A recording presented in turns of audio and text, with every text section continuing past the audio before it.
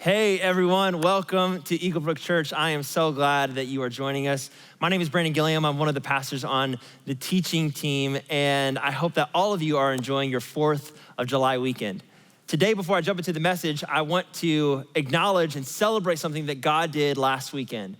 If you joined us, then you know that our senior pastor, Jason Strand, provided an opportunity for people to make a decision to follow Jesus, and I am thrilled to announce that 250 people made decisions to follow Christ. That is unbelievable. And we at Eagle Brook are thrilled over that number because that number represents individual lives of real people who have been changed by the love and power of Jesus Christ. If you made that decision, we are for you, we celebrate you, and this is your church. Well, hey, today we are jumping into a brand new teaching series called Fake News. And in this series, we're gonna be dealing with and wrestling with some of the lies that we can too easily believe. And we'll be talking about how we can avoid them. Now, the truth is that all of us, whether we like it or not, can fall into a lie. And I am no exception to that. I do it way more than I would like to admit. Just for instance, a few years ago, I bought a bookshelf from IKEA. Now, some of you are ready to stop me right there because you know the lie that I'm talking about. You know the IKEA trap. I fell headfirst into it. Here's how it happened. I got a magazine delivered to my door. In this magazine were pictures. The pictures were beautiful. The living rooms are curated. The families were attractive. And at the centerpiece of all of these pictures was this glorious bookshelf. So my imagination went wild. Where would I put it? In my house. How many leather-bound books would it carry? And it didn't matter that I didn't own any leather-bound books. I would get them if I just had this bookshelf. So I knew I needed to get it. And all of this was working out great. The only snag in my plan was forgetting that if you buy something from IKEA, it comes in 8 billion pieces and you have to put it together by yourself. But no problem, because on the side of the box were the words, easy assembly. And I fell for that lie, hook, line, and sinker, because 2 hours later, I'm standing over an unfinished bookshelf, red in the face, trying not to cuss in front of my kids or lose my salvation in the process. But man, isn't that how lies really work? They give us a picture of the future where we're smarter, we're better off, we have many leather-bound books, but they neglect the work it takes to get there. They give us a promise of the future, but forget the process of what it means to get there. So in this series, we're gonna tackle and confront some of these lies so that we can put our lives together with God's truth. Today, I wanna kick it all off by talking about this lie right here. I can be anything I want to be. Now, when we were growing up, I'm sure most of us had an idea of what we wanted to be when we grew up, right? And some of us might have been encouraged to reach for the stars, to follow our dreams, that if we felt something strong enough, if we wanted something bad enough, that eventually it would be ours. And while all of that sounds really nice, is it true? I mean, I have this vivid memory of when I was 10 years old, about 10, and my sister was graduating from kindergarten, and it was adorable. You know, all of the parents were in this small gymnasium, and the little graduates kind of waddled into place, and once everyone was at their seats, we all sat down, and the lights dimmed because they were gonna show a video. And the first thing we saw in this video was the question, what do you wanna be when you grow up? And the rest of the video was adorable answers from little kindergartners. And they were like, answers that you would expect. You know, there was teacher, there was movie star, there was doctor, but then there was this one kid who had like a deep kind of clarity to his answer. I mean, he wasn't trying to be like anybody else. He knew what he wanted to be and no one could tell him otherwise. He looked straight into the camera and with full-throated confidence said, I wanna be a fire engine. And the whole room erupted, like just complete laughter over everyone. And the thing is, we weren't laughing at this kid. We were laughing at the idea that this kid thought that he could be a fire engine someday. I mean, in order to do that, he would have to fight against his own unique makeup and design. He wasn't put together with gaskets and hoses and electricity. He was put together with a body and a mind and a soul. And while that's kind of a cute example, I wonder how often many of us wrestle with our own unique makeup and design when it comes to our life purpose. How often we get distracted by comparing our achievements or our education or our beauty to someone else and just thinking, why can't we be more like them? How often we get discontent with what we have right now when compared to the future of what might be someday. How often are we left searching for our unique life purpose. You see, a problem with believing that you can be anything you want to be is that sometimes those dreams or those goals or those plans can get in the way of what God is calling you to be right now. Now, there's nothing wrong with dreams and goals and plans. Those are good things that help us along the way. But they can get in the way of God. They can get in the way of what he's calling us to be. Because the thing is he is our creator. He's the one who gave us our design and makeup. And when we see God as the giver and creator of our purpose, then we're able to follow him in whatever direction he leads. Instead of being anything we want to be, we're called to be everything God has designed us to be. But the big question is, man, how do you do that? How do you live into God's design for your life? How are you supposed to know what you're called to be if you're still stuck dealing with the lie of becoming whatever you want to be? Today, from one of Jesus' teachings in the book of Matthew, I wanna give you 3 questions. 3 questions that can help you discover who God is calling you to be and how to live out his unique design for your life. And the first question is this: what have I been entrusted with?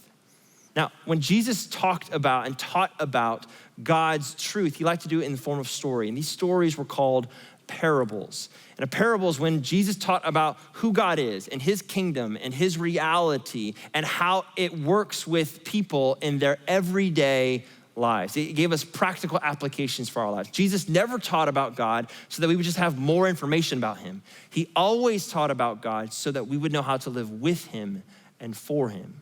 And in Matthew 25, Jesus tells a story about a rich man who was going away on a journey. And it starts like this. Jesus began by saying, "It will be like a man going on a journey who called his servants and entrusted his wealth to them." Now, as I've wrestled with this parable for the past few weeks, this phrase, entrusted his wealth to them, has stood out in my mind. And part of the reason it has is because, man, there are days when it feels like I shouldn't be entrusted with very much at all. Like, I think I'm a decent guy, like my life is kind of put together, I guess. But man, there are days when, I can't find my glasses because I'm wearing them. There are days when I forget for the life of me what my wife's cell phone number is. There are days when I can't take my family's clothes out of the washer and put them into the dryer without drastically changing their wardrobe. And when all this kind of builds up in me, I begin to wonder, man, do I have what it takes to live a life of purpose? Am I equipped to live a life of purpose? Well, the good news is that the first thing that we learn in Jesus' story is about this rich man who represents God. And we learn that he is a gift giver first. He calls those who serve him and then entrusts his wealth to them. In other words, I've heard it said that God doesn't call the equipped, meaning that God isn't looking for perfect people who are flawless and have nothing wrong with their lives. Instead, God always equips those he calls, which is good news because it means that you and I don't have to be concerned with looking perfect or being flawless. Instead, God is on the lookout for people who respond when he calls them and is willing to work with whatever he entrusts them with. So what have you been entrusted with?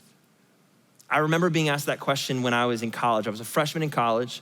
The president of the university wanted to address the incoming class, and so he sat us all down and he began this speech where he told us that we had a lot to learn. We had a lot to learn about ourselves, a lot to learn from the courses and books we were going to read, a lot to learn about how the real world really works. And he told us if we wanted to learn those things, then we shouldn't spend time focusing on how little we have, how little experience we had, how little knowledge we had, how little money we had. Instead, he said, you should take whatever you've been given and make the most of it. And as college freshmen, he said, all of you have a room. Therefore, you are the CEO of your room.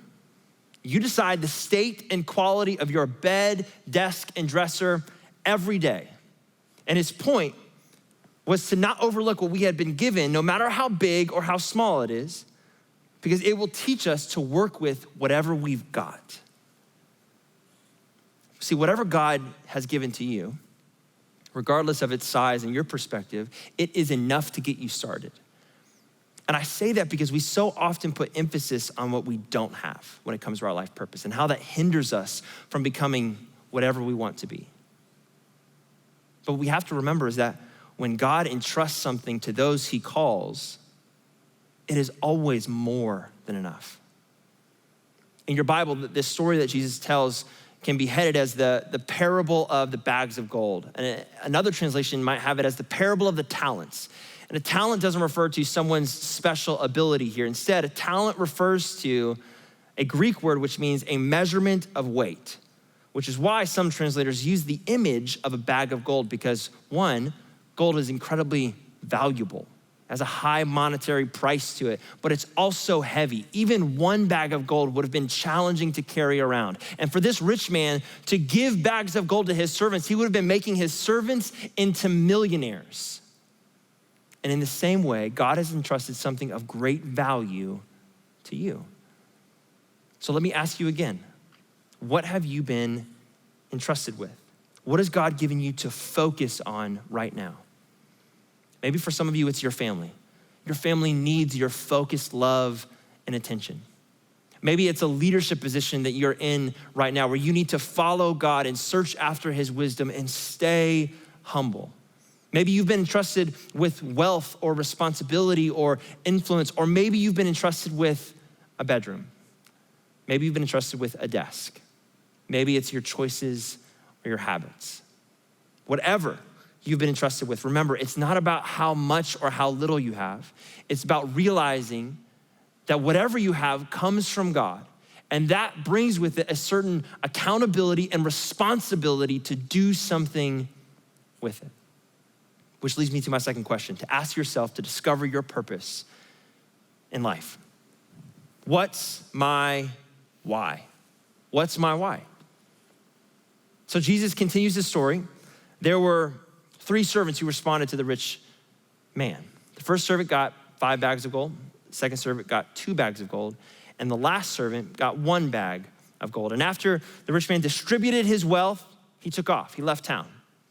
And once these servants were given their weight in gold, they got to work. Jesus continues the story as he says this: the man who had received 5 bags of gold went at once and put his money to work and gained 5 bags more. And so also the one with 2 bags of gold gained 2 more.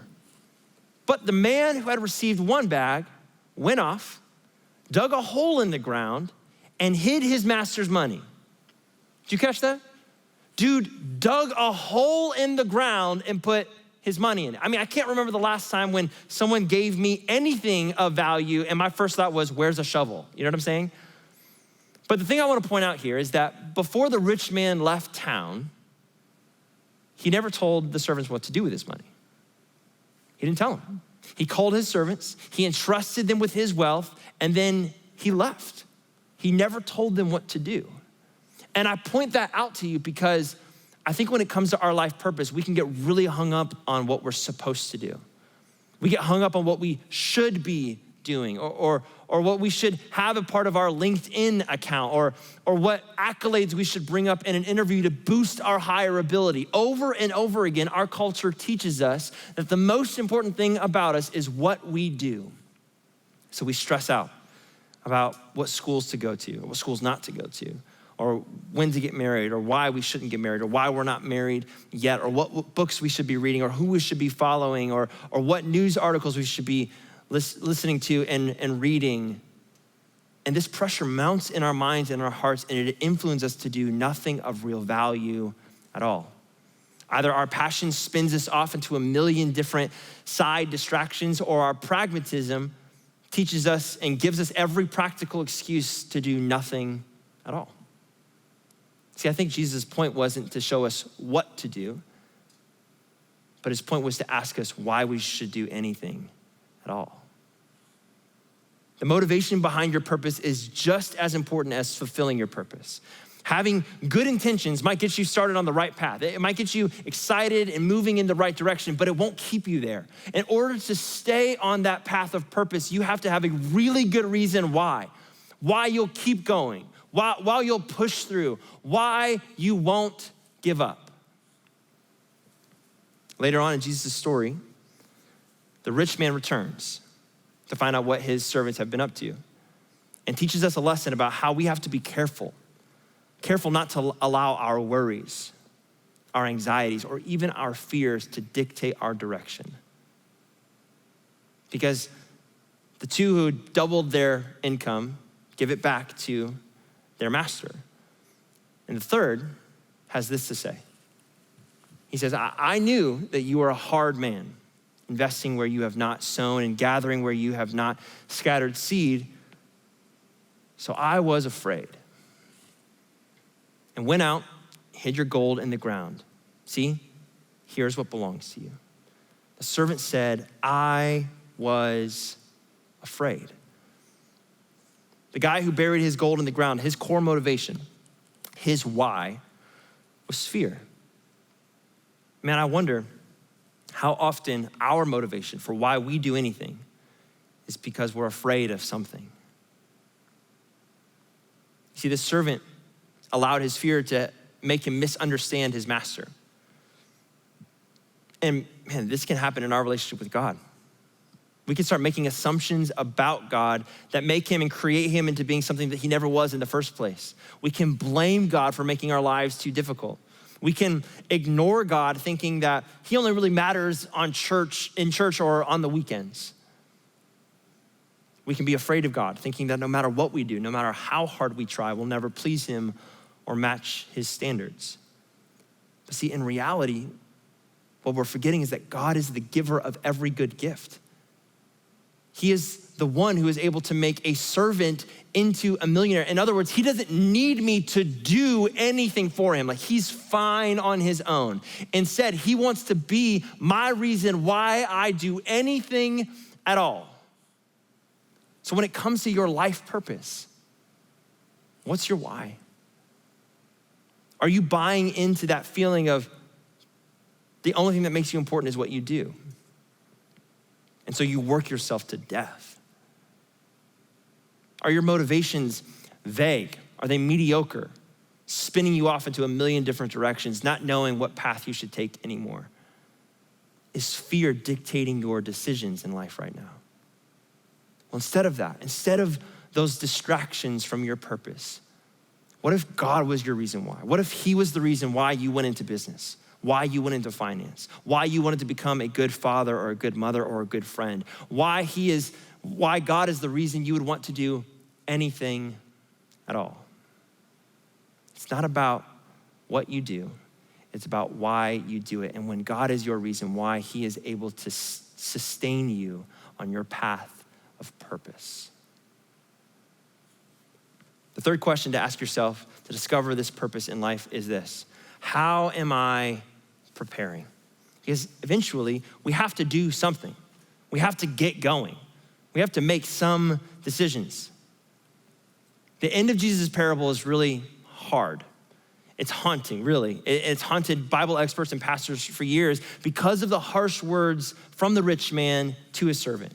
He scolds his servant for not investing his money, for not doing really anything with his money. And then he takes his one bag of gold and gives it to the man who had 5 and doubled his.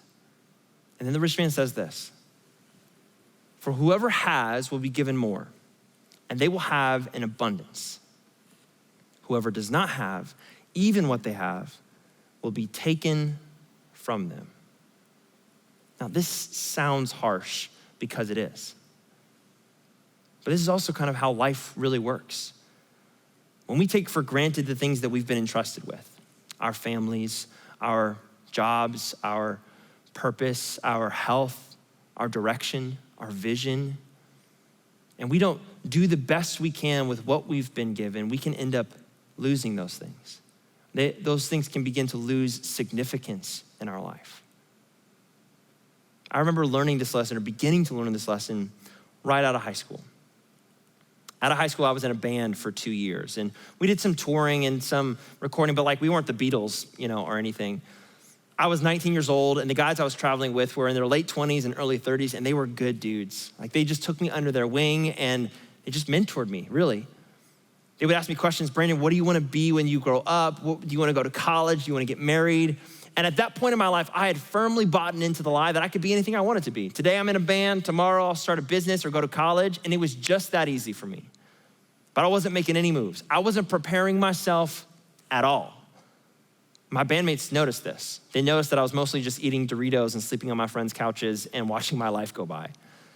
And so they would begin to tell me, Brendan, if you don't prepare yourself today, then you won't be ready for what comes tomorrow.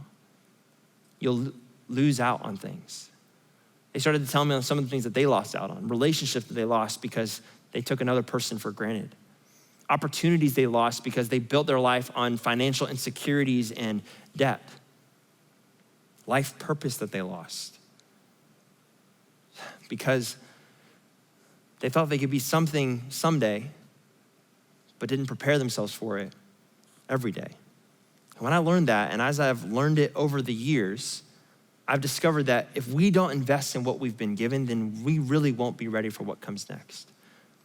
And so whatever that next is for you, whether you want to go to college, or you want to become an expert in your field, or you want to do good in your community, or you want to become a great parent, how are you preparing yourself for that today?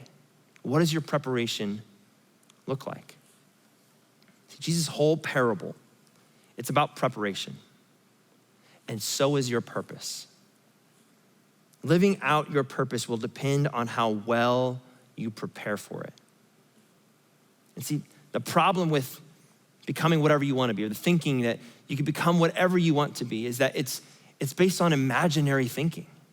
It centers on hopes and dreams and forgets about plans. It forgets about progress. It forgets about preparation. And preparation will teach you to invest in what you have now so that you'll be ready for what comes next. In Jesus' story, one of the big reasons why the rich man calls out his servant, it's because he missed the point. The point isn't to take one bag of gold and to flip it and instantly have 10 bags of gold. Neither is the point to take what you've been given and bury it in the ground and do nothing with it at all because you're afraid that you could do anything of real value in the first place. Instead, it's about taking what you've been given and having enough appreciation to prepare to see it grow. God's purpose in your life, man, it takes years to develop. It takes time. And the more prepared you are, the more ready you will be to live out God's design for your life. So what does your preparation look like now?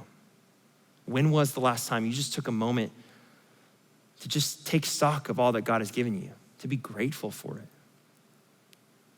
How much perspective do you have to see the areas in your life where you're weak, where you need to grow in order to get to that next level or in order to keep on going? Are you willing to do the work to become a well-rounded friend, a diligent employee, a faithful spouse? Are you prioritizing time with God in the place of prayer and reading scripture? Are you making choices today that are preparing you to become who God is calling you to be tomorrow? Because your preparation will impact your purpose. Friends, discovering your purpose, it's hard. I mean, it's confounded men and women, I don't know, maybe since the beginning of time.